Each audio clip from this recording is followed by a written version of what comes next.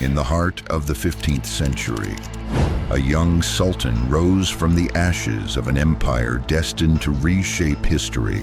At just 21 years old, he achieved what generations before him had only dreamed of. He breached the walls of the unconquerable city and changed the world forever. This is the story of Sultan Mehmed II, Mehmed the Conqueror, the man who captured Constantinople. He was born on March 30th, 1432 in Edirne, the then capital of the Ottoman Empire. Mehmed was the fourth son of Sultan Murad II. His mother, Huma Hatun, was a concubine of European origin. From birth, Mehmed was not merely a prince, he was trained to rule. His early years were shaped by rigorous education. He studied philosophy, science, mathematics, literature, and military strategy. Fluent in several languages, including Arabic, Persian, Greek, and Latin, Mehmed was as much a scholar as he was a warrior.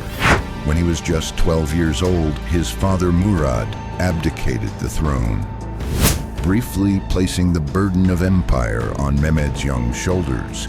But the threats from the European frontier were too great. Murad returned to power, yet the boy had already tasted rule, and he would never forget it. From a young age, Mehmed was obsessed with one goal: the conquest of Constantinople, the mighty capital of the Byzantine Empire. For centuries, the city had stood as a shining symbol of Christian dominance in the East. Its triple walls were legendary, its riches unmatched, and its survival a thorn in the side of every Muslim ruler who came before. Prophet Muhammad sallallahu alayhi wasallam is said to have foretold, "Verily, you shall conquer Constantinople. What a wonderful leader will her conqueror be, and what a wonderful army will that army be." Mehmed believed it was his destiny to fulfill that prophecy. In 1451, Sultan Murad II died. At just 19 years old, Mehmed once again ascended the throne, this time for good. He wasted no time. He began preparations for the siege of Constantinople immediately.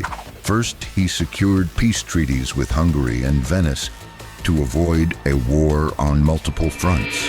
Then he built a massive fortress, Rumeli Hisara, on the European side of the Bosphorus, directly across from an earlier fortress built by his grandfather. This was no mere gesture, it was a message. The noose was tightening. Mehmed then turned to military innovation. He hired a Hungarian engineer named Orban, who built him massive cannons, the likes of which the world had never seen. The largest, known as the Basilica, could launch a 600-kilogram stone over a mile. It was said the ground trembled when it fired. Mehmed assembled an army of over 80,000 men, including elite janissaries, cavalry, and naval forces. The city he aimed to take had fewer than 10,000 defenders. On April 6, 1453, the siege began. Mehmed surrounded Constantinople by land and sea. The Byzantines, led by Emperor Constantine XI, fought valiantly. They relied on their towering walls, centuries old yet still imposing. But Mehmed's cannons pounded the walls day and night. For over a month they shook the city's foundations. Still the defenders held on. One of the most ingenious moves came when Mehmed's fleet was blocked from entering the Golden Horn by a giant chain across the water. So he did the impossible. He ordered dozens of ships to be dragged over land on greased logs, bypassing the chain entirely. When the Byzantines awoke to see Ottoman ships behind their defenses, their morale shattered. On the night of May 28, 1453, as the sun set over the Bosphorus, Mehmed gathered his men. He promised riches, glory, and paradise. As darkness fell, the final assault began. Wave after wave of Ottoman soldiers attacked the weakened walls. For hours, blood soaked the stones. Then, just before dawn, on May 29th, a fatal mistake in the Byzantine defense left a small gate, Kirkoporta, unguarded. Ottoman forces surged in. Emperor Constantine XI chose to die fighting, sword in hand. As dawn broke, the red flag of the Ottomans flew above the Hagia Sophia. Constantinople had fallen. Mehmed entered the city not as a barbarian, but as a ruler. He ordered the protection of Christians, converted the Hagia Sophia into a mosque, and declared the city the new capital of the Ottoman Empire. He renamed it Istanbul, though the name would not be officially adopted for centuries. Under his rule, the city flourished. Scholars, artists, and thinkers from all religions were welcomed. The Byzantine, Eastern Roman Empire, which had lasted for over 1,100 years, came to a definitive end. Many Byzantine scholars fled to Italy, bringing with them ancient Greek and Roman texts. This directly contributed to the European Renaissance.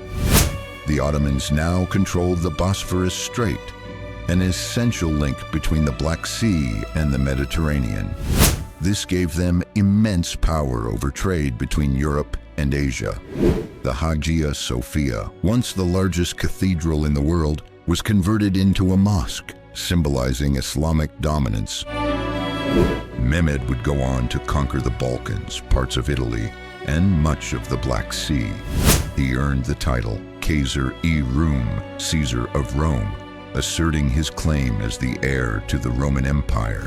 He died in 1481 at the age of 49, but his legend endures. Mehmed II was more than a conqueror. He was a visionary, a bridge between East and West, between past and future. He ended the Middle Ages and opened the gates to a new era. And in the echoes of history, his name still resounds. Mehmed the Conqueror, the man who took Constantinople. For the generations, many people tried to overcome Constantinople, but no one had ever breached the wall of it, except Sultan Mehmed Fateh, the man who fulfilled the prophecy of Prophet Muhammad. Peace and blessings be upon him. I hope you guys enjoyed this video. See you guys in the next one.